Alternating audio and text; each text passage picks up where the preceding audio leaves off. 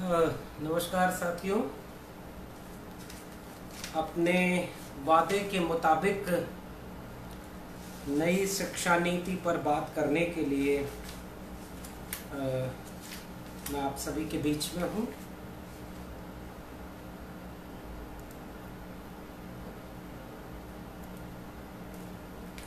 आप लोग जुड़ जाएं तो हम लोग बातचीत शुरू करें।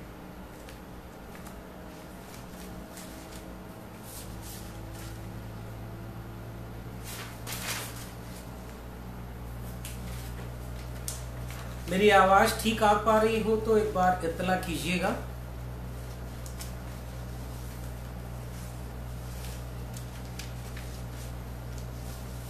मेरी आवाज ठीक मिल पा रही है आप लोगों को और आप ठीक देख पा रहे हैं।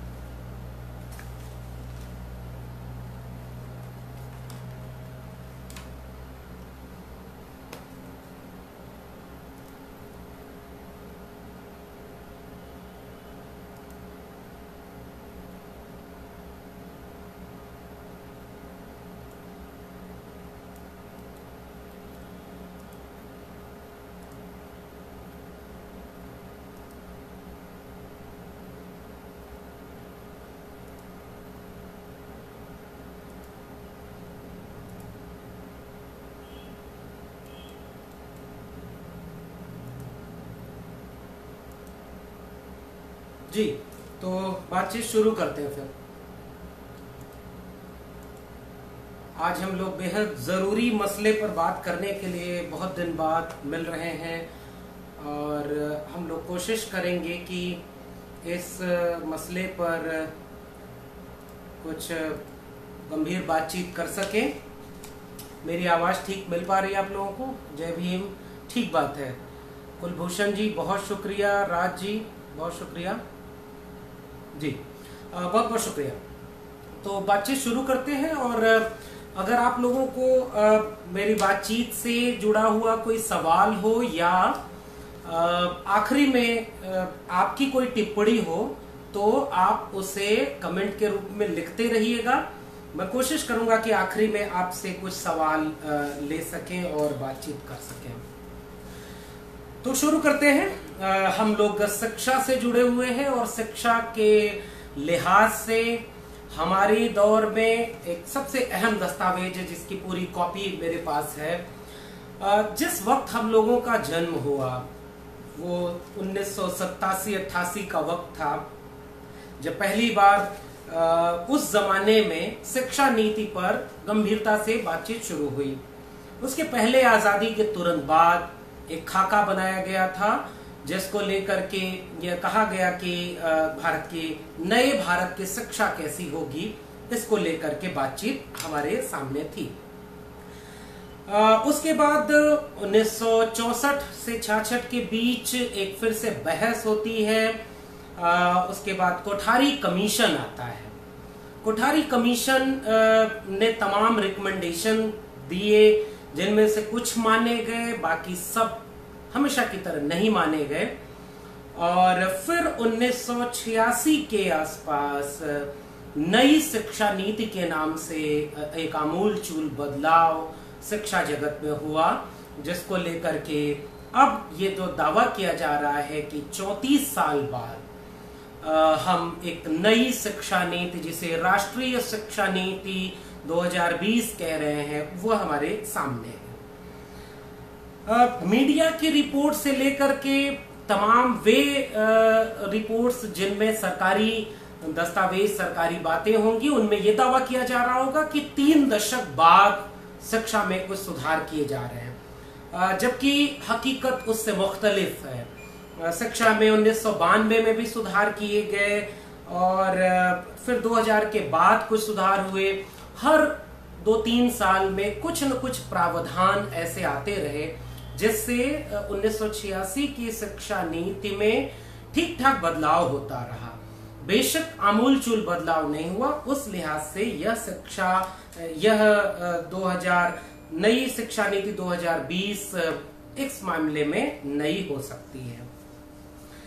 पूरा दस्तावेज चूंकि मेरे सामने है और मैं उस पे सिलसिलेवार कुछ पढ़ के बताऊं और एक एक चीज पे बात करूं, ये मुनासिब नहीं है, ये बहुत मुश्किल है हमारी बहुत छोटी सी फेसबुक लाइव की बातचीत में। तो शुरू में ही मैं स्पष्ट कर देना चाहता हूं कि मैं जो कुछ भी बात करूंगा उसमें जरूरी नहीं कि सारे मसले आ जाएं, कुछ बातें रह सकती हैं। मैंने जो बिंदुवार कुछ चीजों को संकलित किया है जिन पर बात होनी चाहिए, उन पर बात करने के लिए आपसे जुड़ा हूं। ये पहला स्पष्टीकरण मेरा है। दूसरा स्पष्टीकरण ये है कि एक दस्तावेज 108 पन्ने का जो आज हमारे सामने है, मानव संसाधन विकास मंत्रालय की तरफ से है, जिसके ऊपर एक लोगो बना हुआ है अशोक के चिन्ह का और उसके नीचे लिखा हुआ है सत्यमेव जयते। उसके नीचे राष्ट्रीय शिक्षा नीति 2020। उसके उस 108 पन्ने के दस्तावेज पर, जिसे प्रारूप कहा जा रहा है, जिसे ड्राफ्ट कहा जा रहा है, जिसे अभी संसद में बहस के लिए रखा जाना है, जब संसद में ये पास हो जाएगा तब ये कानून बनेगा। तो अभी इसकी कुछ औपचारिकताएं पूरी हैं, लेकिन आपदा को अवसर में बनाने की जो संकल्पना है, उस लिहाज से एक तरफ राफेल पर पूरा देश बहस कर रहा है, दूसरी तरफ राम मंदिर बन रहा है। पूरा देश, ऐसा लगता है, मीडिया को देखें तो ऐसा लगता है पूरा देश खुश है कि राफेल आ गया, राम मंदिर बन गया। मीडिया की बहसों से ऐसा लगता है। हम जो व्हाट्सएप यूनिवर्सिटी में पढ़ते हैं उससे भी ऐसा लगता है कि सब कुछ बहुत अच्छा चल रहा है। ये अलग बात है कि एक दिन में 50,000 से ज्यादा कोविड के केस भी आ रहे हैं। एक बात जो शुरू में ही कहूं वो अगली बातचीत से हमसे जुड़ेगी कि पेंडेमिक, इस पेंडेमिक की सिचुएशन में वैश्विक आपदा ने भारत की प्राथमिक स्वास्थ्य सुविधाओं और उच्च स्वास्थ्य सुविधाओं और स्वास्थ्य से जुड़े संस्थानों की हकीकत हमारे सामने खोल करके रख दी। बहस इस पे होनी चाहिए थी कि हमारे यहाँ सार्वजनिक स्वास्थ्य की सुविधाएं कैसी हैं, हमें क्या करना था, और पूरी बहस इस समय बदल गई है। ठीक बात है, बहुत लंबे वक्त से इस पे तैयारी चल रही थी। पिछले साल इसका एक ड्राफ्ट के कस्तूरी रंगन जो इसरो के प्रमुख हुआ करते थे, उन्होंने 2015 में अपना ड्राफ्ट सरकार को पेश किया था। और आपको याद होगा शायद उस ड्राफ्ट में एक प्रावधान था कि पूरे देश में हिंदी एक अनिवार्य भाषा के तौर पर पढ़ाई जाएगी, जिसको लेकर के खासी मजम्मत हुई और उसके बाद उसको लेकर के विवाद हुआ। और जो अब हमारे सामने जिसे कैबिनेट ने पास किया है और दस्तावेज के रूप में आज हमारे पास मिला है 108 पन्ने का नई शिक्षा नीति या राष्ट्रीय शिक्षा नीति का दस्तावेज, इसमें वह प्रावधान हटा दिया गया है। तो ये वो ड्राफ्ट है जिसको अब कैबिनेट ने पास कर दिया है और संसद में अगर ये पास कर दिया जाता है, जो कि संभव है कि पास हो जाए और इसके बाद ये लागू हो जाएगा। इस पर बात करते हैं। तो पहली बात ये कि ऐसे जो मीडिया आपके सामने पेश करती है ना कि उच्च शिक्षा में कोई या शिक्षा में कोई अमूलचूल बदलाव नहीं होता रहा है, बदलाव हुए हैं। बेशक मूल ढांचे में कोई बहुत बदलाव नहीं हुआ था। मसलन अभी हम लोग बात करेंगे स्कूली शिक्षा में 10+2 की जगह 5+3+3+4। तो ये सारी बातें हम लोग करने वाले हैं। दूसरी बात कि मैंने शुरू में ही कह दिया कि सारे बिंदु शायद मेरी बातचीत में ना आ पाए। मैंने जिन बातों को जरूरी समझा उन्हें नोट किया है, उन पर ही बात करूंगा, शायद कुछ बातें रह जाएं।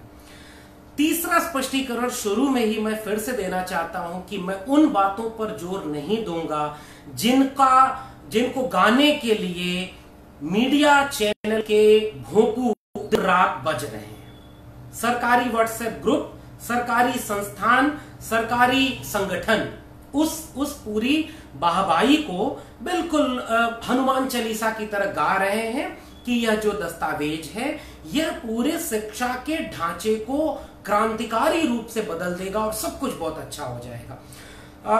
फिर भी मैं ये स्वीकार करता हूं कि एक दस्तावेज के बतौर, एक 2020 के दस्तावेज के बतौर जब हम इसे पढ़ते हैं, 108 पन्ने के इस दस्तावेज को पढ़ते हैं, तो निश्चित रूप से ये कह सकते हैं कि यह एक बहुत अच्छा दस्तावेज है भाषा के लिहाज से, कंटेंट के लिहाज से। चिंताओं के लिहाज से इस 108 पन्ने के दस्तावेज में चिंताएं बड़ी वाजिब है। मसलन स्कूल में ड्रॉप आउट रेशियो क्या है, स्कूल से बच्चे कैसे, ड्रॉप आउट का मतलब ये होता है कि जो बच्चे पढ़ने आते हैं लेकिन किन्हीं वजहों से उन्हें स्कूली शिक्षा या उच्च शिक्षा माध्यमिक शिक्षा से बाहर जाना पड़ता है, वो पढ़ाई छोड़ देते हैं, उसके आंकड़े हमारे सामने रखे गए हैं। तो वो ऐसा देखने में लगता है कि अच्छा अब चिंता ये है। और उसके बाद फिर ये दावा किया गया है कि नए प्रावधान से स्कूली शिक्षा में हम ज्यादा से ज्यादा लोगों को इनरोल्ड करेंगे और ये इनरोलमेंट का रेशियो ओवरऑल जो यूथ है, जो तालीम लेता है स्कूली शिक्षा से लेकर के उच्च शिक्षा तक जो रेशियो है वो 26.3 है इनरोलमेंट रेशियो। इसे अगले 15 साल में बढ़ा के 50% किया जाना है।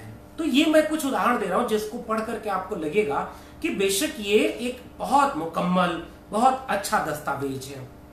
वैज्ञानिक शिक्षा पर जोर है, समावेशी शिक्षा पर जोर है, वंचित तबके के लोगों के लिए कहा गया है कि हम सब तक शिक्षा पहुंचाना चाहते हैं। शुरुआत के पन्ने जब आप पढ़ेंगे, मैंने उसको अंडरलाइन कर रखा है, उसमें तमाम चीजें हैं, ज्ञान, प्रज्ञा, सत्य, जो बड़े बड़े शब्द हैं, जो पारिभाषिक शब्दावलियां हैं, जिनसे लगता है कि भारतीय परंपरा क्या है, भारतीय संस्कृति क्या है, इनसे हम अपनी शिक्षा को जोड़ेंगे और एक ऐसी पीढ़ी तैयार करेंगे जो हमारे सांस्कृतिक बोध से जुड़ी हुई होगी और नए नागरिक बोध की, नए समाज की चुनौतियों से भी दो चार होगी। ये कुछ अच्छी अच्छी बातें इसमें लिखी गई हैं। इसी की तरह यह भी लिखा गया है कि हमारे सामने जो पूरा दस्तावेज है कि हम शिक्षा में जीडीपी का 6% बजट खर्च करेंगे। अब इसमें एक महत्वपूर्ण तथ्य है, ये इसको अभी बता दें। जिस कोठारी कमीशन का जिक्र मैंने अभी शुरुआत में ही किया, 1964 से 66 के बीच ही ये बहस कोठारी कमीशन ने हमारे सामने रखी थी, यानी आज से 50 साल पहले, कि शिक्षा में कुल जीडीपी का 6% खर्च होना चाहिए। आज 2020 की नई शिक्षा नीति में भी यह दावा किया गया है कि अब शिक्षा में जीडीपी का 6% खर्च किया जाएगा। तो आप कहां पहुंचे 50 साल में? अब अगर आपके मन में यह सवाल आ रहा हो कि हाँ ठीक है, 70 साल में तो देश बहुत बर्बाद हुआ है, अब हम बहुत आमूलचूल बदलाव कर रहे हैं, आइए उस पर भी कुछ आंकड़े बताता हूं। मनमोहन सिंह सरकार में यह जो पूरा बजट रेशियो था 2009 से 2014 तक, याद रखिएगा, ये कहा जाता है 6% खर्च होता है, जो पूरे आंकड़े मिला दे, जिसमें प्राइवेट को दिया जाने वाला अनुदान, सारे तरह के अनुदान मिला लें तो 3% से भी कम है, 2.5% के आसपास है। और कुल जीडीपी का जो सरकारी आंकड़ा बताता है, अनुदान निकाल दें और सारी चीजें, तो मनमोहन सिंह सरकार में 2009 से 2014 तक वो औसतन 0.6% खर्च होता था। पिछले 2014 से 2019 तक वो पहले घट करके 0.53% हुआ और 19 के बाद 20 तक आते आते वो 0.49% है। यानी आपने 6 साल में जो बजट कटौती की है, यह भी जीडीपी का घटता हुआ रेशियो दिखा रहा है कि आप शिक्षा में कम खर्च कर रहे हैं, और दावा यह किया जाएगा कि अब जीडीपी का 6% खर्च होगा। तो ये कुछ अच्छी बातें, जैसे कि नागरिक बोध, मूल्य बोध, नवोन्मेष की प्रक्रिया होगी, पुरातन सनातनी मूल्यों के साथ नई चुनौतियों को जोड़ा जाएगा। भाषा की लच्छेदार प्रस्तुति में यह दस्तावेज निश्चित रूप से क्रांतिकारी दिखता है, बेहद आमूलचूल परिवर्तन करने वाला दिखता है, और एक ऐसा दस्तावेज है जिससे लगता है कि हाँ, अब जो नए भारत का युवा होगा, जो अब पढ़ाई करने आएगा, वो तो एकदम क्रांतिकारी होगा, उसको तुरंत रोजगार मिल जाएगा, जो भी पढ़ने का हिमायती होगा उसको तुरंत स्कूली शिक्षा मिल जाएगी, उसे तुरंत विश्वविद्यालय मिल जाएगा, जो जैसी शिक्षा पाना चाहेगा वैसे शिक्षा पाएगा। यह दावा, यह नई शिक्षा नीति का 108 पन्ने का ये पूरा दस्तावेज हमारे सामने रखता है। तो ये सब बातों को अब मैं रहने देता हूं, जिस पर सरकारी तंत्र, सरकारी संस्थान, बिकी हुई मीडिया रोज गाना गा रही है पिछले 24 से 48 घंटे में, कि कितना क्रांतिकारी बदलाव ला रहा है। ठीक है, चलिए अब हम लोग आते हैं कि इस पे कुछ क्या क्या चीजें चल रही हैं। चलिए शुरू करते हैं इस पूरे मामले से कि शुरुआत यहां से की जाए कि पहली बात तो ये कि शिक्षा को लेकर के जो भी नीतियां बनती है, हमें लगता है कि हमारे देश में तय होता है। हम भीतर की चुनौतियों को समझते हैं। स्कूल में कौन अच्छी शिक्षा नहीं पाया, कौन स्कूली शिक्षा में क्या दिक्कतें हैं, माध्यमिक में क्या है, उच्च शिक्षा में क्या है, हम इसका विश्लेषण करते हैं। जो दावा इस रिपोर्ट में भी किया गया है कि हमने पूरे भारत से सूचनाएं इकट्ठा की हैं, हर अलग अलग तबके से सैंपल लिया है, राय ली है। तो यह राय भी ली गई है कि के कस्तूरी रंगन जो इसरो के प्रमुख थे, उन्होंने संघ के लोगों से भी राय ली और संघ के लोगों ने ही कहा था कि हिंदी को अनिवार्य करिए और उन्होंने स्वीकार कर लिया। और यही कस्तूरी रंगन का मैं इंटरव्यू देख रहा था, ये दावा कर रहे हैं कि पुरातन सांस्कृतिक मूल्यों को पढ़ाना वैज्ञानिक चेतना से विरोधी भाव नहीं है। तो आप क्या यह पढ़ाएंगे कि पुनर्जन्म होता है, वर्ण व्यवस्था होती है और जाति व्यवस्था कितनी अच्छी है, समाज को स्थिर बनाए रखने के लिए वर्णाश्रम व्यवस्था कितनी अच्छी है? आज भी तो चल रहा है ना। मैं सती प्रथा का जिक्र नहीं कर रहा हूं, मैं विधवा विवाह बहुविवाह की बात नहीं कर रहा हूं, जिसको आप ये कहेंगे कि हमने नए भारत में उसे तो छोड़ दिया। जाति तो आज भी चल रही है। तो क्या पुरातन संस्कृति के इन मूल्यों को वैज्ञानिक संस्कृति के सामने रख करके पढ़ाएंगे? ये सब चीजें आपने छोड़ दी हैं। तो इस दस्तावेज में बहुत सारी ऐसी चीजें हैं जिनको अभी इंटरप्रेट नहीं किया गया है। हो सकता है सरकार बाद में समय समय पर एक एक चीज को खोले। इसमें लच्छेदार भाषा है, इसमें एक खाका बना के दे दिया गया है कि बहुत आमूलचूल बदलाव आ रहा है। चलिए आगे बढ़ते हैं। तो ये सारी बातें, मूल्यबोध और सारी चीजें। तो मैं जिस पॉइंट को कह रहा था, ये सबसे अहम पॉइंट है जिसको आपको समझना चाहिए कि आपकी चुनौतियों के बीच से, आपकी चुनौतियों और मुश्किलों को दूर करने के लिए ये सरकारें नीतियां बनाती हूं, ऐसा नहीं है। अगर आप सोच रहे हो तो प्लीज इसे बाहर कर दीजिए। गेट्स का नाम सुना होगा, general agreements trades and service. WTO के दबाव में जब भारत ने यह general agreement trade and services कर दिया सिग्नेचर, इसके बाद से वैश्विक ताकतों का हस्तक्षेप इस पर होता है कि आप अपने देश की बड़ी पॉलिसी कैसे बनाते हैं। इसलिए ये भ्रम में मत रखिएगा कि आपको हित में रखते हुए ये सारी चीजें की जा रही है। नहीं, ये WTO का दबाव है। और इसका एक उदाहरण मैं आपके सामने देता हूं। भारत में विश्व के 100 प्रमुख यूनिवर्सिटीज या कॉलेजेस के कैंपस आपके देश के कैंपस में खोले जाएंगे और अब इसके लिए FDI पूरी तरह से ओपन कर दिया गया है। विदेशी इंस्टीट्यूट भारत में आकर के अपनी शाखाएं खोल सकते हैं।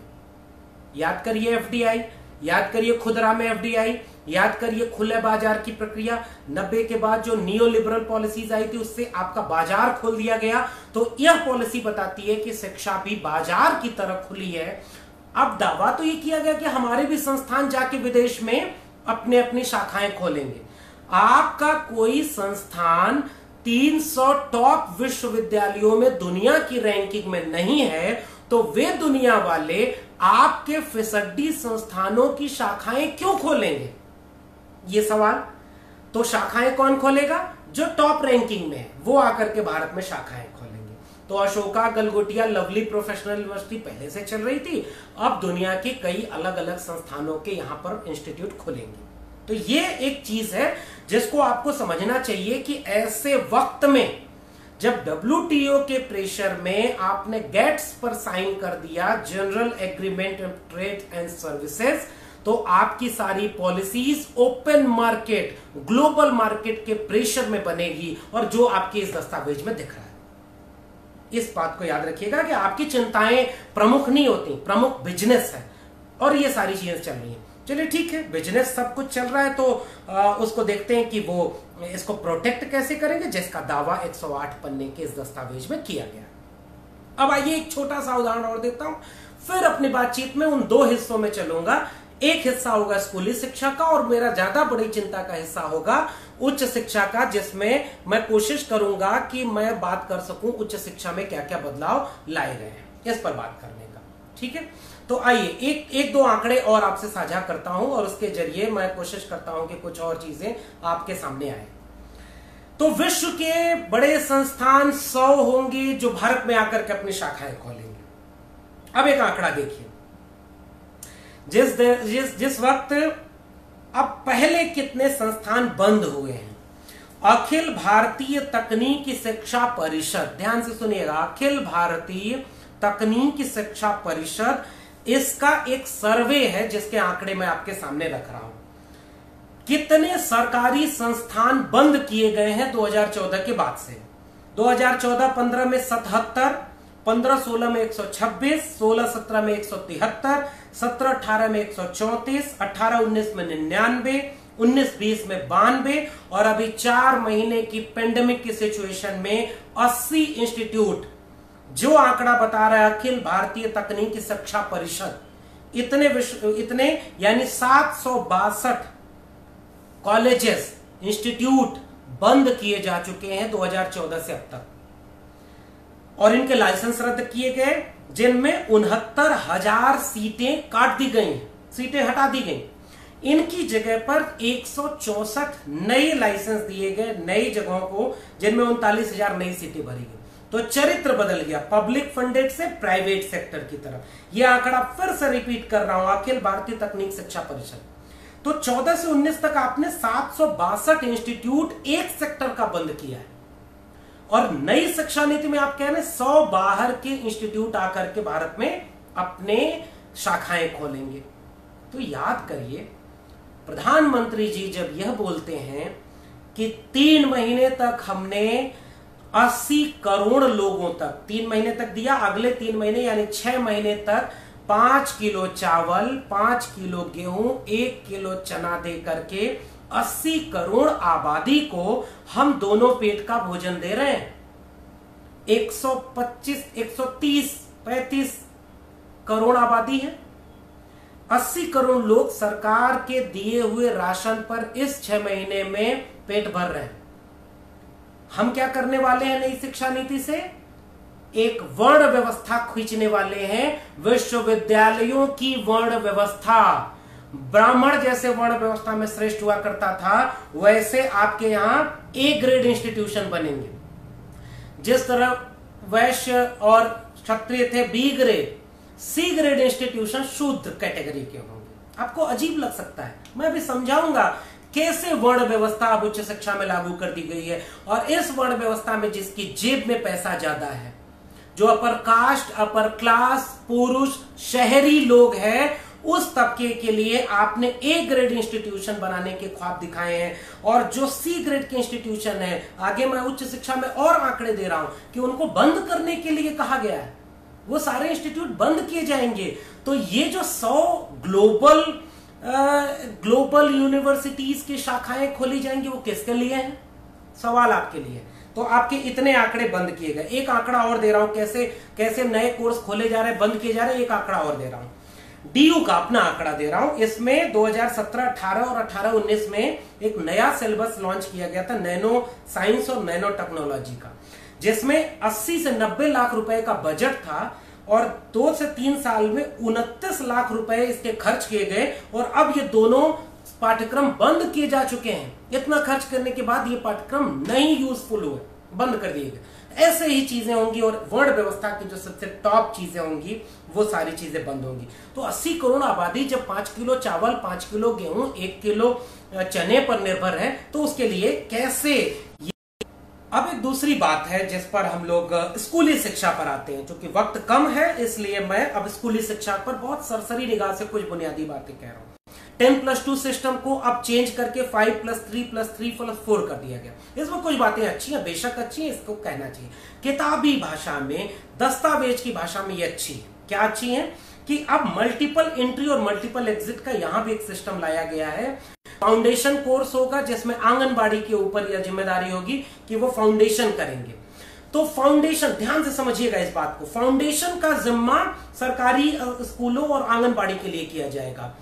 प्राइवेट स्कूलों के लिए क्या ये फाउंडेशन आंगनबाड़ी के अंडर में आएगा? नहीं आएगा। तो एक बच्चा होगा कुछ घरों का जो आंगनबाड़ी के अंडर में फाउंडेशन ले रहा होगा, और दूसरे बच्चे प्राइवेट, यानी जिस प्राइवेट सेक्टर के स्कूलों को पब्लिक स्कूल कहा जाता है। ये देश इसके पिछले ड्राफ्ट में ये था, इस बार पता नहीं क्यों नहीं है। जो निजी है उसे हम पब्लिक स्कूल कहते हैं।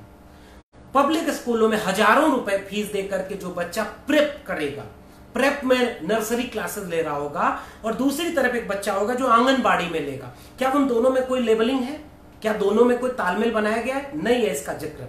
तो एक चीज ये है, फाउंडेशन कोर्स होगा, फिर तीसरी क्लास से 5वीं क्लास के लिए प्रिपरेटरी फाउंडेशन है, उसके बाद 6वीं से 8वीं क्लास के लिए मिडिल एजुकेशन है, 9वीं से 12वीं के लिए सेकेंडरी एजुकेशन है। कुछ कुछ चीजें बेशक इसमें अच्छी हैं कि इसको मल्टी डिसिप्लिनरी बनाया गया है, यानी एक स्ट्रीम के विषय को लेकर लेने के साथ आप कुछ अलग वोकेशनल सब्जेक्ट भी ले सकते हैं। 6वीं के बाद वोकेशनल सब्जेक्ट शुरू हो जाएगा जो स्किल एनहेंसमेंट और तमाम तरह के दावों के साथ काम करेगा।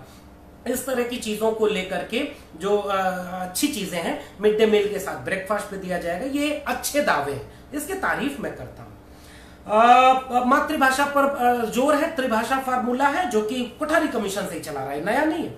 मातृभाषा होगी, क्षेत्रीय भाषा होगी, कोई अन्य भाषा भी हो सकती है, ये सब अच्छी चीज है। 8वीं तक के लिए अब एक चीज और सोचिए, जो मदर टंग है उसके लिए क्या टर्म इस्तेमाल किया गया है इसमें? संभव हो तो, हो सके तो, नॉट मैंडेटरी।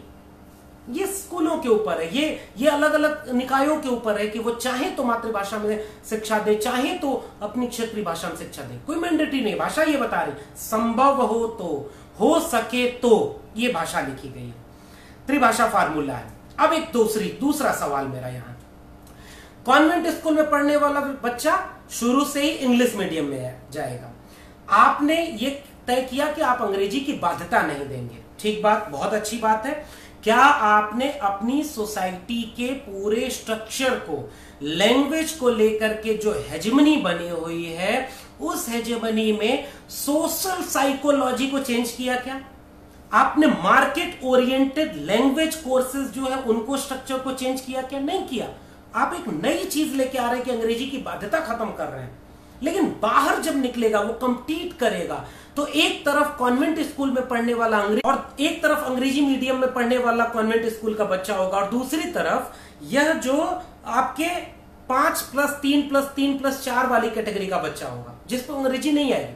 ध्यान रखिएगा, अंग्रेजी भाषा किसी भी स्तर पर सीखी जाती है, और हम तो इसके हिमायती हैं कि भाषा के रूप में आप स्पेनिश पढ़ाते हैं, बाद में आप अलग अलग भाषाएं पढ़ाते हैं, मातृभाषा में शिक्षा होगी तो अच्छी बात है, क्षेत्रीय बोलियों का विकास हो गया, अच्छी बात है, लेकिन क्या इक्वल प्लेइंग फील्ड होगी क्या?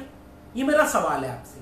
क्या एक आंगनबाड़ी की प्रेप फाउंडेशन कोर्स से निकला हुआ बच्चा, तीसरी और प्रिपरी, मिडिल और सेकेंडरी वाले स्ट्रक्चर से निकला हुआ बच्चा जो अंग्रेजी की बाध्यता से नहीं जाएगा, वो कॉन्वेंट स्कूल के बच्चे से क्या कंपीट कर पाएगा? क्या आपने कैटेगरी नहीं बांट दी?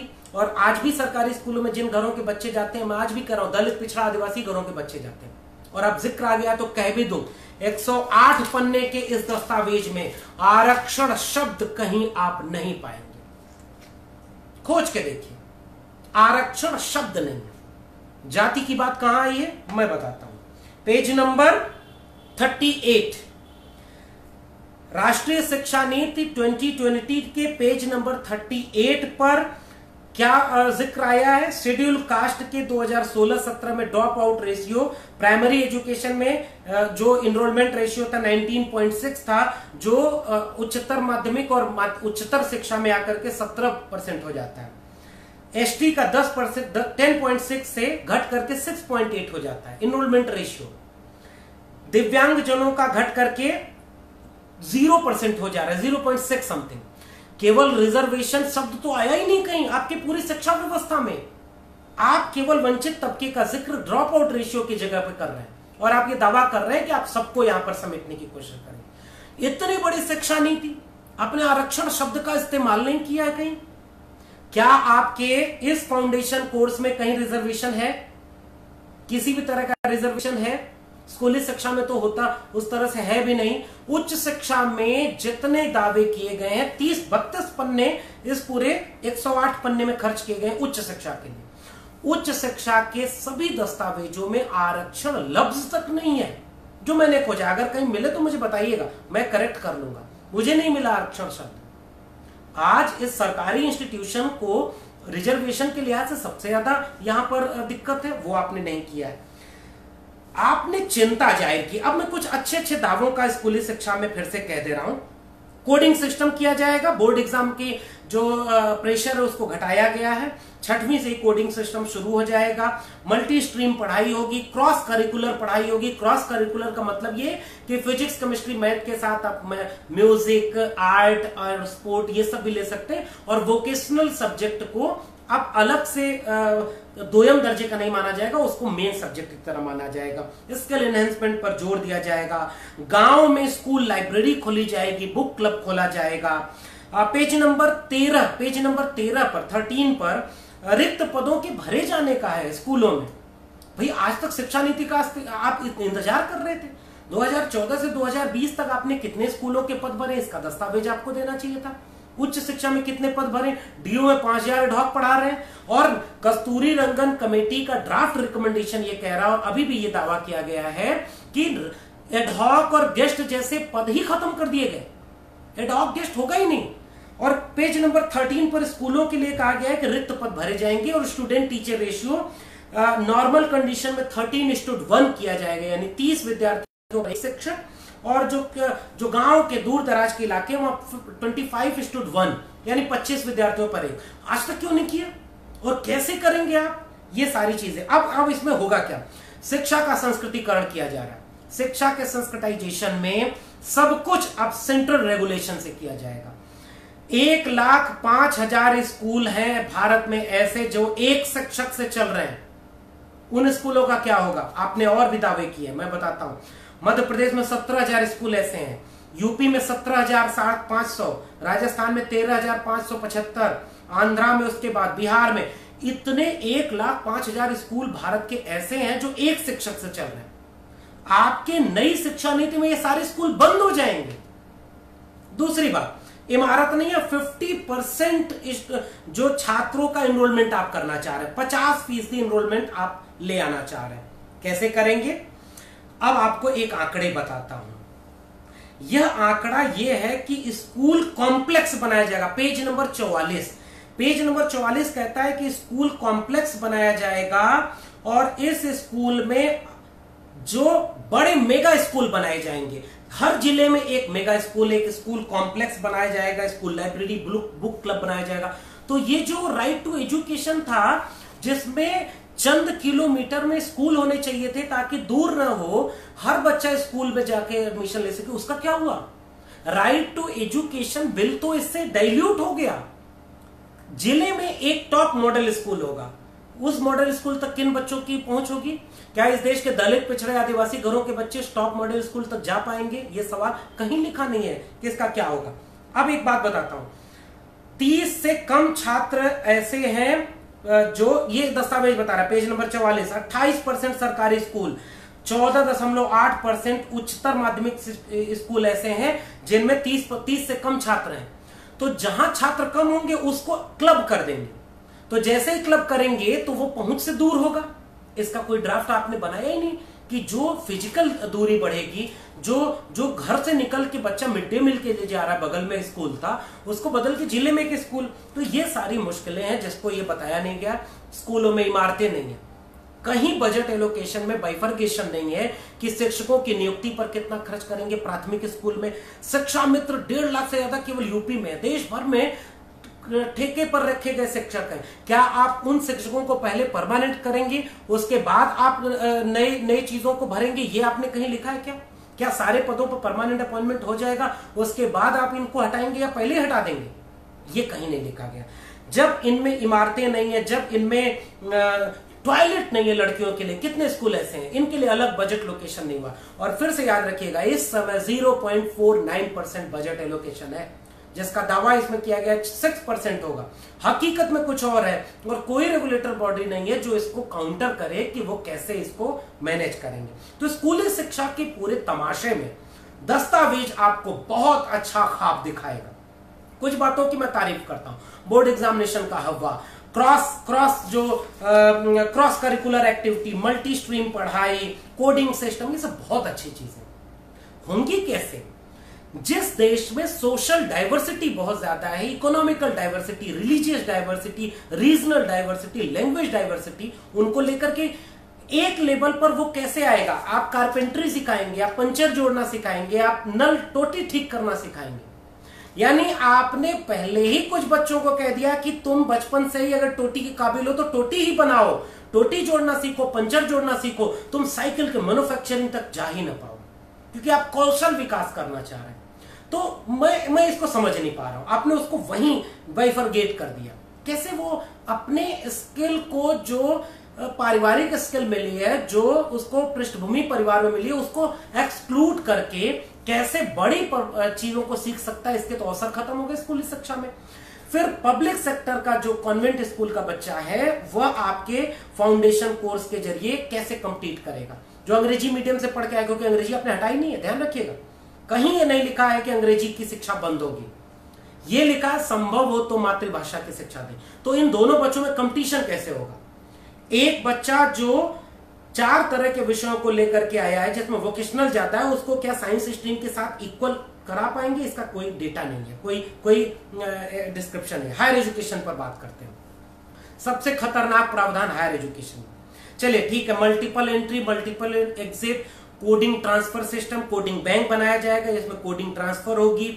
सर्टिफिकेट कोर्स होगा, 4 साल का आप ये बना दिया गया है, जिसमें फर्स्ट ईयर 1 साल पूरा करने पर सर्टिफिकेट मिलेगा, 2 साल पे डिप्लोमा, 3 साल पे डिग्री सर्टिफिकेट मिलेगा।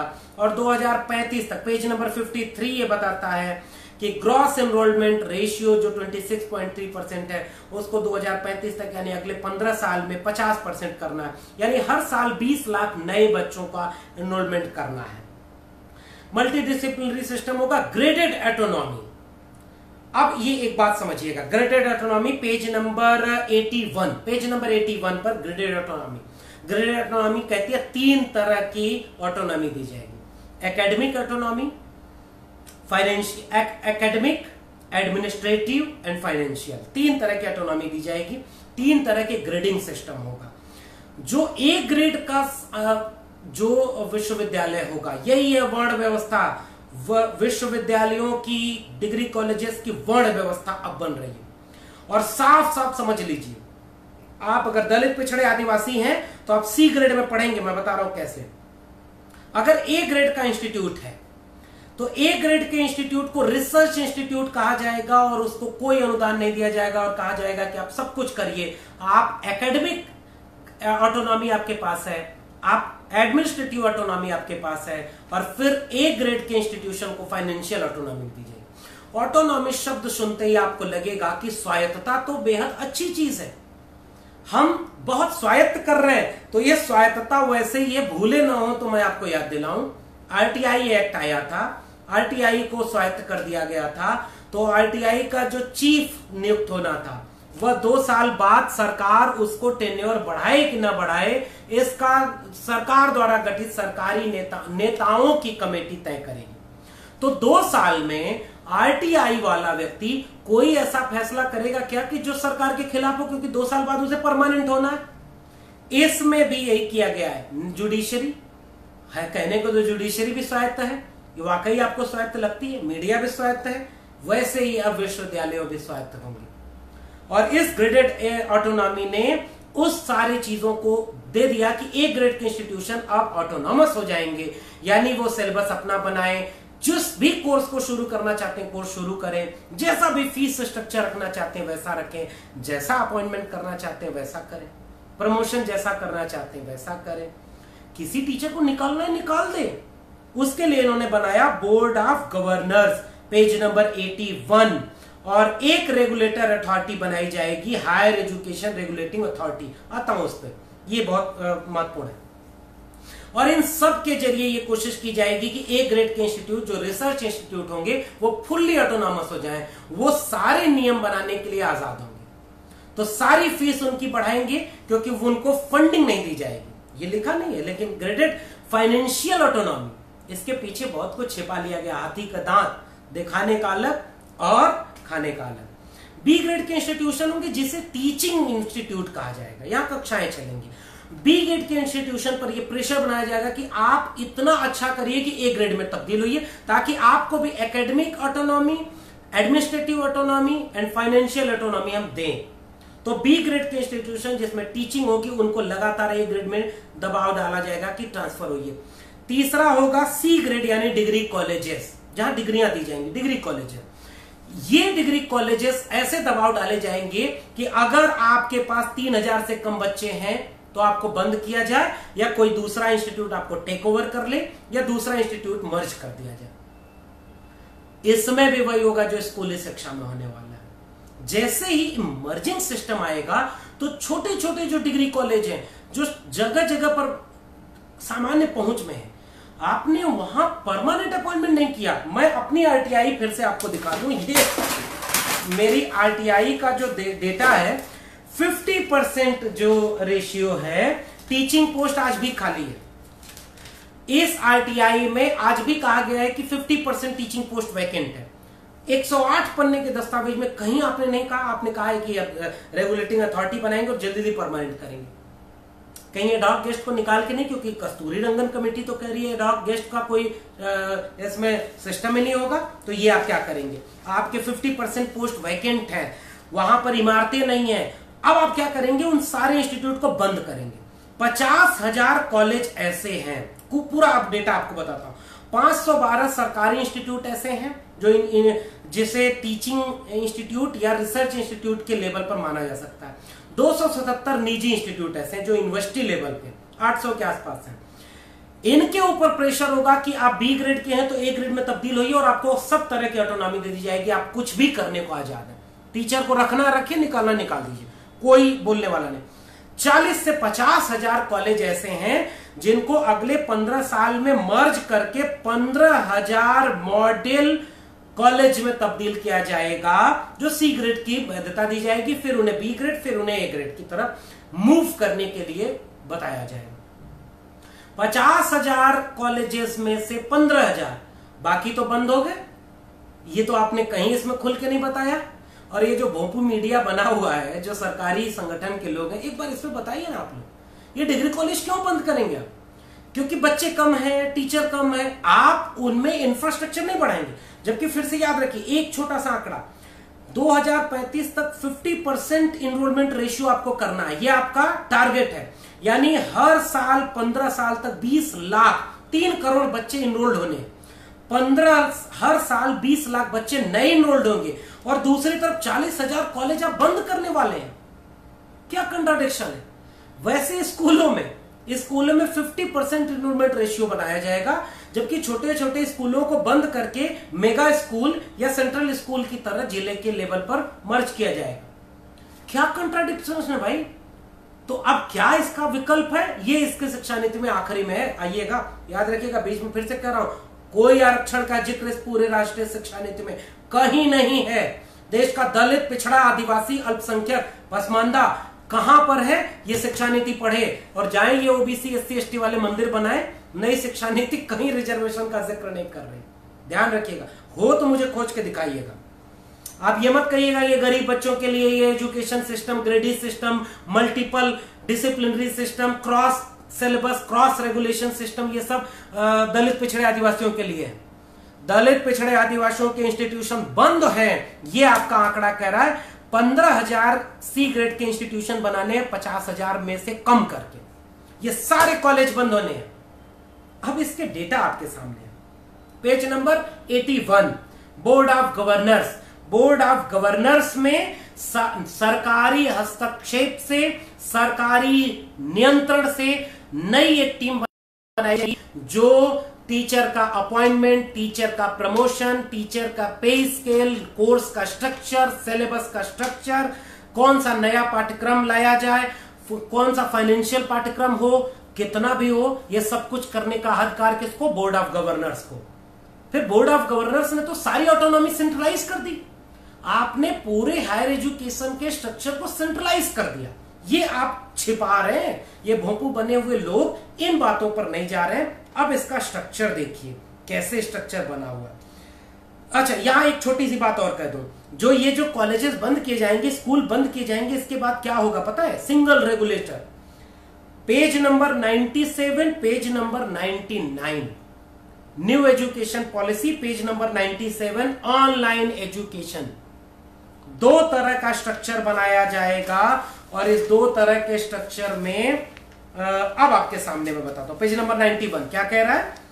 ऑनलाइन एजुकेशन और बाई पोलर रहेगा, जहां बच्चों की पहुंच कॉलेज ये टॉप क्लास के 15,000 डिग्री कॉलेज तक नहीं होगी या जिले लेवल के उस मेगा स्कूल तक नहीं होगी, उनके लिए ऑनलाइन क्लासेस चलाई जाएंगी। दलित पिछड़े आदिवासी घरों के बच्चों, अभी आपने कुछ दिन पहले खबर पढ़ी थी कि नहीं, 6,000 रुपए की गाय बेची तब जाकर के स्मार्टफोन अपनी बेटी को दिया था।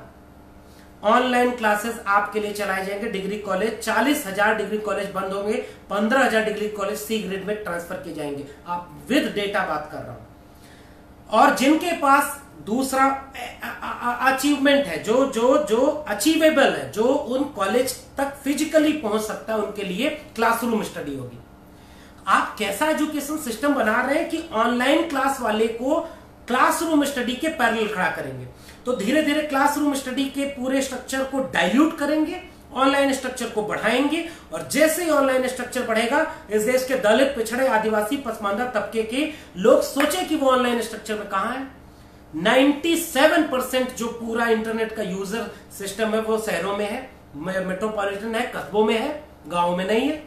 तो गांव तक आपकी शिक्षा तो पहुंची नहीं, आपकी शिक्षा आपके हाथ से छीन ली गई है। न्यू एजुकेशन पॉलिसी को इसीलिए किसी ने बहुत अच्छा टर्म दिया है, न्यू एजुकेशन पॉलिसी को न्यू एक्सक्लूजन पॉलिसी कही जा रही है। आपके बच्चों के हाथ से शिक्षा छीनी जा रही है। अभी आपको गोदी मीडिया नहीं बताएगा, आपको बाद में समझ में आएगा। मैं उसका एग्जांपल दे रहा हूं। ऑनलाइन क्लासेस, क्लासरूम स्टडी, और फिर ये तय किया जाएगा कि इन सब में मिश्रित मॉडल होगा सीखने का। तो जब आप इंटरव्यू लेंगे, जब आप उसको नौकरी देने के लिए उस दोनों की डिग्री को बैलेंस करेंगे, तो क्या credit transfer system credit bank से दोनों की क्रेडिट को सेम मैच कराएंगे? इसको तो आपने एक्सप्लेन ही नहीं किया। What is the value of online education credit system and what is the difference of online credit system and offline credit system यानी classroom credit system? जो C ग्रेड में पढ़ा है उसकी डिग्री क्या होगी, जो B ग्रेड के इंस्टीट्यूशन में पढ़ा है उसकी डिग्री क्या वही वैल्यू रखेगी जो C ग्रेड के इंस्टीट्यूशन की होगी? और जो A ग्रेड का फुल्ली ऑटोनॉमस इंस्टीट्यूशन होगा, एकेडमिक और एडमिनिस्ट्रेटिव एंड फाइनेंशियल ऑटोनॉमस होगा, क्या वो वर्ण व्यवस्था का सवर्ण तबका नहीं हुआ? आप फिर से मैं कह रहा हूं, स्कूली शिक्षा में जो पंचर जोड़ना, टोटी बनाना, ये स्किल के नाम पर आप ले जा रहे हैं। टोटी और पंचर बनाने वाले को आप रोक रहे हैं कि वो इंजीनियर बने। आपके इंजीनियरिंग इंस्टीट्यूशन खुल करके बंद हुए, आपने उसका रिसर्च नहीं किया कि डिग्री ही बेकार हो गई।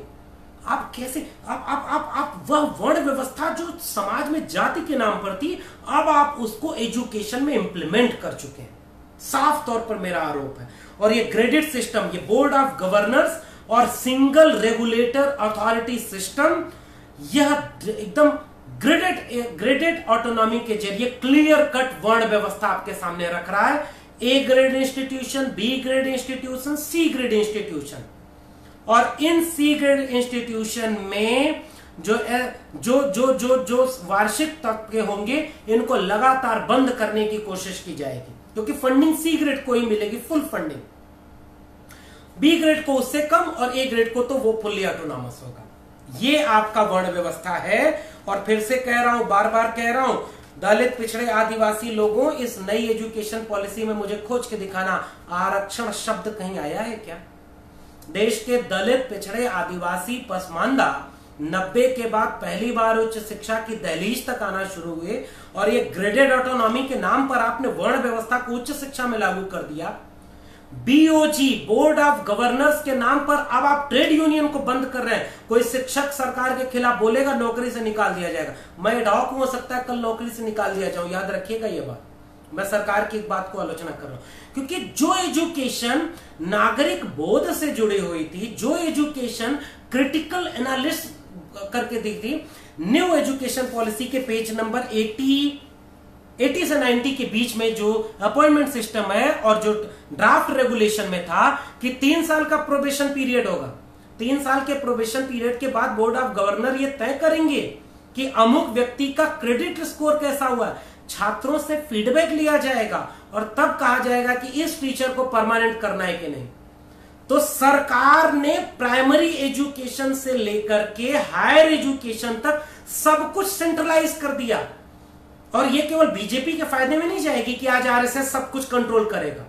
कल को किसी और की सरकार बनेगी, वो पूरे एजुकेशन को जुडिशरी की तरह, मीडिया की तरह नचाएगा उंगलियों पर। जैसा सिलेबस चलाएगा, कर्नाटक से चाहेगा टीपू सुल्तान को सिलेबस से बाहर करना, फूले अंबेडकर पेरियार को सिलेबस से बाहर करना, पसमानदा आइकॉन कोई सिलेबस में नहीं होंगे। ये सब आपका बीओजी तय करेगा। और जो क्लासरूम में यह पढ़ाएगा कि सेकुलरिज्म, उसे अर्बन नक्सल कह करके छात्रों के फीडबैक का स्ट्रक्चर है। पेज नंबर 95 से 98 के बीच में छात्र फीडबैक देंगे और छात्र आकर के कहेंगे सर जी तो एंटी नेशनल है, सर जी को बाहर करो। बोर्ड ऑफ गवर्नर ने अगले दिन सर जी की नौकरी खत्म कर दी। Graded inequality. और यह है वर्ण व्यवस्था और यह है ग्रेडेड ऑटोनॉमी। जिस ऑटोनॉमी शब्द से शायद आप बहुत खुश हो रहे होंगे कि स्वायत्त कर रहे हैं, यह स्वायत्तता सब कुछ सरकार के कंट्रोल में। और आखिरी बात, हायर एजुकेशन HECI, भारतीय उच्चतर शिक्षा आयोग, higher education commission of India, चेहरा विहीन संस्था। यानी अब ये रेगुलेट करेगा जो क्या है पता ही नहीं, ये सब सरकार के होल्ड में होगा।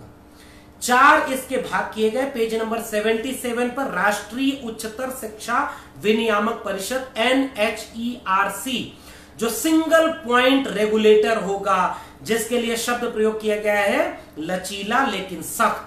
सब कुछ का कंट्रोल NHERC करेगा और यह तय करेगा कि कैसे उच्च शिक्षा को चलाया जाए, जिसकी बॉडी सब कुछ तय करेगी सरकारी नियंत्रण में। अब आप सोचिए, मंदिर बनाइए, विश्वविद्यालय आपकी गिरफ्त से बाहर जा चुके हैं। मेटा अक्रेडिटिंग राष्ट्रीय प्रत्यायन परिषद NAC, जिसे पहले NAAC कहते थे, वो एक NAC हो गया NAC। यह मान्यता देगा, वही ग्रेड देगा। जो जैसे ग्रेडिंग बढ़ती जाएगी वैसे ऑटोनॉमस होती जाएगी। ऑटोनॉमस सुनने में फिर से बहुत अच्छा लगेगा, लेकिन सब कुछ का हक बीओजी को दे दिया जाएगा। वो कोई भी सिलेबस पूरा खोले, छात्रों की फीस कितनी भी रखे, टीचर को कितनी भी सैलरी दे। यानी याद रखिएगा, एक ही पोस्ट पर अपॉइंट हुआ टीचर ए ग्रेड के इंस्टीट्यूशन में अलग वेतन पाएगा, बी ग्रेड में अलग, सी ग्रेड में अलग, और नौकरी से निकाला जाएगा अलग। रिजर्वेशन फॉलो हो ना हो बीओजी तय करेगा। बीओजी फंड गवर्नमेंट से नहीं लेगा तो बीओजी तो कल को ये कहेगा कि हम रिजर्वेशन क्यों दें, क्योंकि हम तो सरकार से पैसा नहीं ले रहे। हम सो कॉल्ड टैक्स पेयर नहीं है, टैक्स पेयर का पैसा वहां नहीं जा रहा है। तो ये ए ग्रेड के इंस्टीट्यूशन रिजर्वेशन। उसके बाद तीसरा हिस्सा है इसका उच्चतर शिक्षा अनुदान परिषद HEGC। यूजीसी खत्म, अब पहले ये सब आप बहुत सुन चुके हैं, MHRD खत्म करके शिक्षा आयोग बन गया है। यूजीसी खत्म, अनुदान नहीं मिलेगा। उच्चतर शिक्षा अनुदान परिषद HEGC अब यह तय करेगा कि किस ग्रेड के इंस्टीट्यूशन को कितना पैसा देना है। लोन स्ट्रक्चर में होगा, जो अभी लिखा नहीं है लेकिन स्ट्रक्चर आने वाला है। कॉलेज तय करे कि वो जितना पैसा ले रहा है उसको चुका पाएगा कि नहीं। ये साइन हो चुका है, GOB हो चुका है सबका। फिर कहां से वो फीस बढ़ाएगा, नहीं बढ़ाएगा। और जैसे ही फीस बढ़ी, दलित, पिछड़े, आदिवासी घरों के बच्चों, सोच लेना आपके बच्चों को हायर एजुकेशन कितना मिलेगा। चौथा हिस्सा है HECI का सामान्य शिक्षा परिषद, जनरल एजुकेशन काउंसिल है। स्नातक परिणाम उच्चतर राष्ट्रीय उच्चतर शिक्षा योग्यता फ्रेमवर्क के तहत, यानी NHEQAF के तहत यह तय करेगा कि वह कैसे एलिजिबिलिटी तय किया जाए। शिक्षक के लिए एलिजिबिलिटी क्या हो। बीएड 4 साल का कर दिया, कोई क्लियर नहीं किया। कुछ लोगों ने मुझसे कमेंट में पूछा था कि प्राइमरी स्कूल में टीचर कौन बनेगा, नहीं पता भाई। वो बीएड का बता रहे हैं कि ये करना होगा, ये करना होगा। और हायर एजुकेशन में भी अभी तक क्लियर नहीं बताया, ये हो सकता है बाद में बताएं। तो ये पूरा आपका स्ट्रक्चर है हायर एजुकेशन का।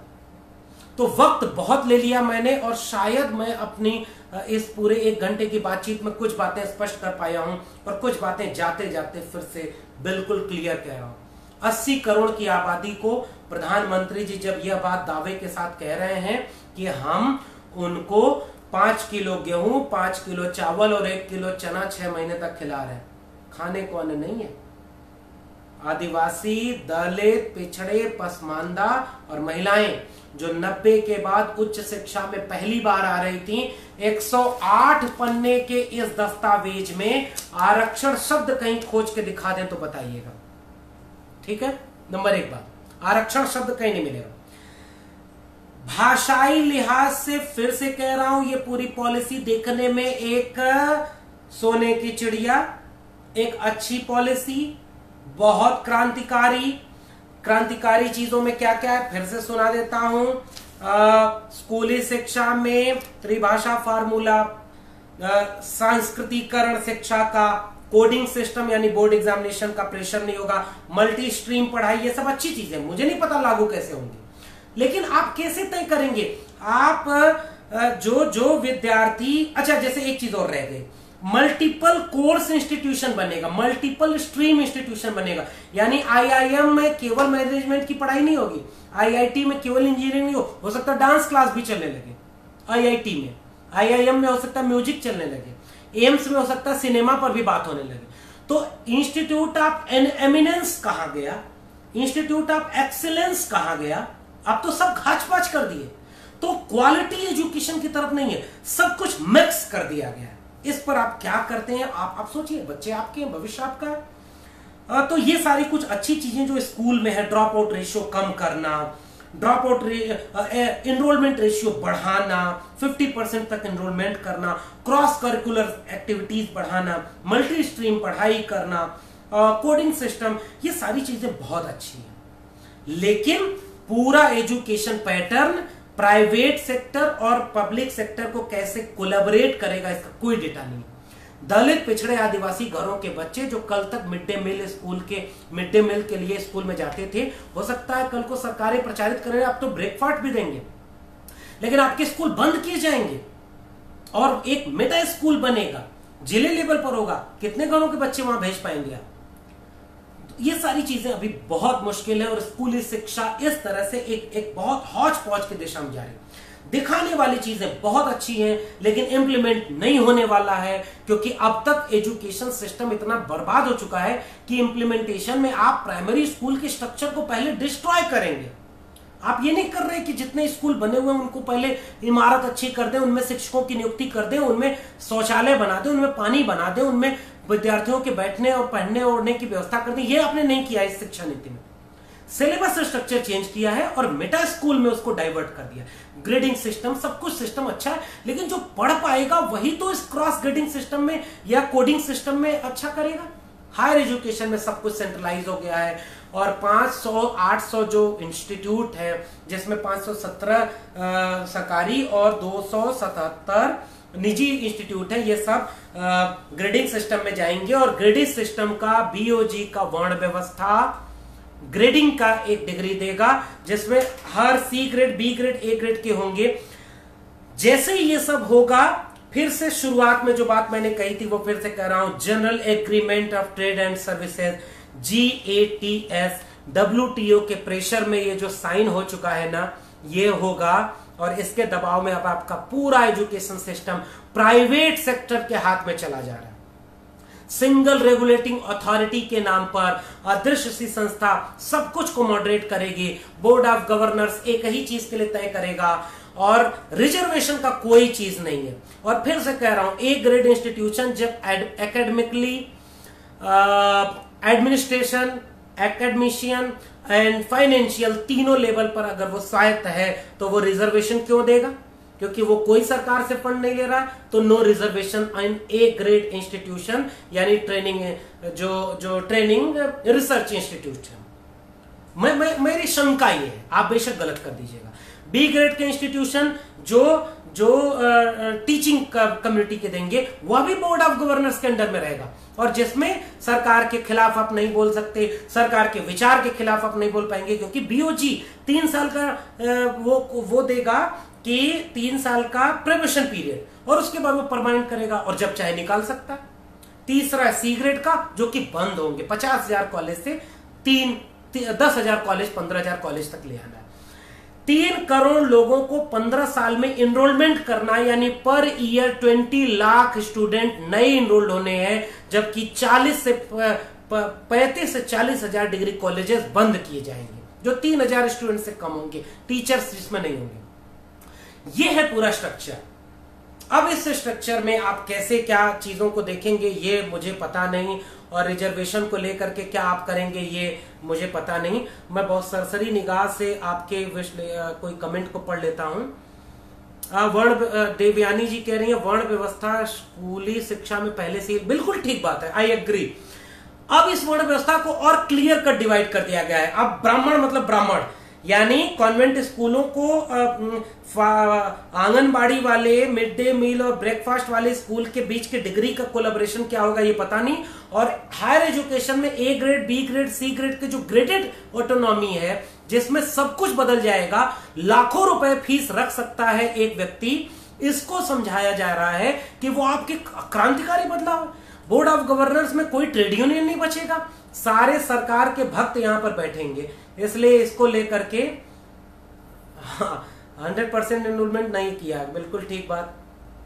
और कोई सवाल आपका हो तो मैं देख पाऊं। सवाल शायद नहीं, एक सवाल आया है 5+3+3+4 क्या है, बहुत संक्षेप में इसको समझ लीजिए, बहुत डिटेल में तो ये सारी चीजें समझा रहे हैं।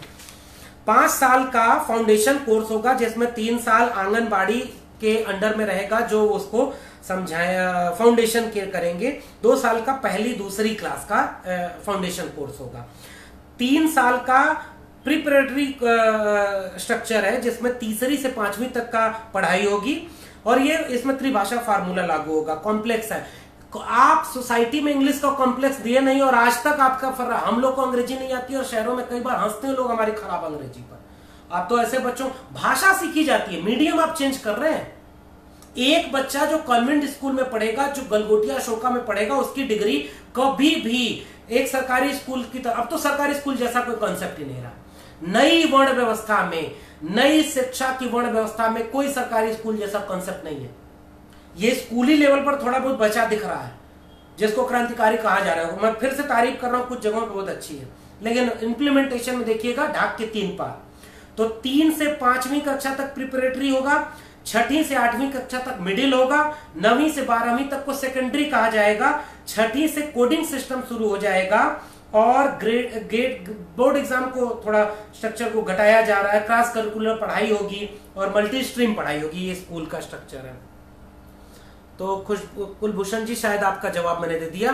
तो अंतिम बात ये कि अगर आपको इस पूरे 108 पन्ने के दस्तावेज में कहीं आरक्षण शब्द मिले तो जरा मुझे बताइएगा।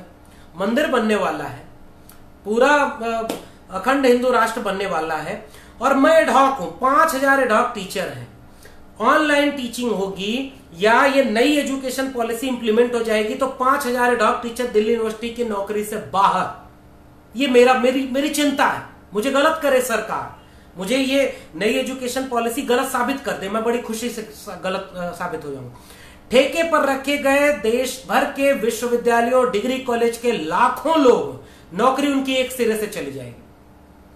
जो परमानेंट है, अब उनकी नौकरी सुरक्षित नहीं है, ध्यान से समझिए। परमानेंट है, जो बोर्ड ऑफ गवर्नर्स के नए रूल्स एंड रेगुलेशन के मुताबिक नहीं हुए, उनकी नौकरी बाहर।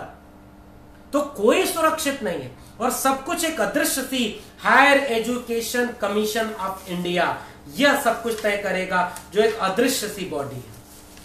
और higher education commission of India यह रेगुलेट करेगा, सिंगल रेगुलेटर, सब कुछ सेंट्रलाइज कर दिया गया। एक चीज, भारत जैसे विविधता के देश में सब कुछ सेंट्रलाइज करने का मतलब ही है कि आम लोगों की पहुंच से बाहर। अंकित जी, अंग्रेजी पढ़ाई जाएगी, अंग्रेजी को रोका नहीं गया है। मातृभाषा पढ़ाने के लिए 2 लफ्ज प्रयोग किए हैं, संभव हो तो, हो सके तो, कोई मैंडेटरी नहीं है। इसलिए तमाशा अलग है सरकार का, और वो सब बातें अलग हैं। तो हायर एजुकेशन पूरी तरह से अब कंट्रोल में गवर्नमेंट के आ चुका है, और ऑटोनॉमी शब्द बिल्कुल वैसे ही है जैसे न्यायपालिका ऑटोनॉमस है, जैसे मीडिया ऑटोनॉमस। कहने को तो मीडिया भाई चौथा खंबा कहा जाता है ना, सरकारी हस्तक्षेप से मुक्त रहेगा। सारा मीडिया सरकार का भोंपू बना हुआ है, कोई क्रिटिसिज्म नहीं। कल को विश्वविद्यालयों में पढ़ाने वाले शिक्षक भी वही होंगे जो सरकार के भोंपू बने होंगे। ये हायर एजुकेशन आपकी है, क्योंकि बोर्ड ऑफ गवर्नर्स आ गया। हायर एजुकेशन की फीस बढ़ाने का स्ट्रक्चर, फीस का स्ट्रक्चर, फंड का स्ट्रक्चर, सैलरी का स्ट्रक्चर, प्रमोशन का स्ट्रक्चर, रिजर्वेशन का स्ट्रक्चर बोर्ड ऑफ गवर्नर्स के हाथ में रहेगा, जो स्टूडेंट के फीडबैक से ये सारी चीजें लेगा। मुझे नहीं पता इन सब को लेकर के आपका क्या नजरिया हो सकता है। संतोष जी पूछ रहे हैं हम क्या कर सकते हैं नई शिक्षा नीति में खुद को कैसे ढालें। देखिए, ढालने का मतलब यही है, बाजार लगा है, हम बिक पाएंगे तो हमारी बोली लगेगी। आप ढालने का आपके हाथ में कुछ है ही नहीं। आपकी उम्र जितनी हो गई होगी, आप जिस घर में पैदा हुए, दलित पिछड़े आदिवासी घरों में पैदा हुए, गांव में अगर पैदा हुए, तो जो डिस्क्रिमिनेशन इंडेक्स बना हुआ है सोसाइटी में, वो खुद तय कर देगा कि आप ढल पाएंगे कि नहीं ढल पाएंगे। अब डिवीजन बिल्कुल क्लियर है, जन्म लेते ही तय हो गया, मनुस्मृति का संविधान लागू है। भले आपको मेरी बात अजूबा लगे, भले आपको लगे कि मैं कुछ ज्यादा बोल रहा हूं, मैं कह रहा हूं कि 108 पन्ने का दस्तावेज मुझे उसी दिशा में जा रहा है। हाथी के दांत दिखाने के कुछ और हैं और खाने के कुछ और हैं। तो यही सारी बातें हैं। बहुत बहुत शुक्रिया। मैंने कोशिश की है कि कुछ बातें आपके सामने साझा कर पाऊं। ज्यादा वक्त हो गया है, पता नहीं, मंदिर की बहस के सामने, राफेल की बहस के सामने, आज जब सरकार के विरोध में बोलने वाला दलित नक्सली हो जाएगा, मुसलमान आतंकवादी हो जाएगा, हम लोग अगर सरकार की आलोचना करें, सरकार की नीतियों की आलोचना करें, तो कल तो हमारी नौकरी गई, मतलब हम नहीं है नौकरी में, हम विरोध में बोल के नहीं हो सकते, हम परमानेंट नहीं होंगे, हमारी सैलरी नहीं उतनी मिलेगी, हमारी सर्विस कंडीशन चेंज है। तो अब जो बोर्ड ऑफ गवर्नर्स और ग्रेडेड वर्ण आश्रम व्यवस्था की, ग्रेडेड सिस्टम की ऑटोनॉमी ने हायर एजुकेशन को सरकार का भोपू बनाने में कोई कोर कसर नहीं छोड़ी। बहुत बहुत शुक्रिया। अगर कोई सवाल जवाब हो तो इस पे पूछिएगा, बाकी कोशिश करेंगे, फिर कोई बात हुई तो आपसे जुड़ेंगे। बहुत बहुत शुक्रिया।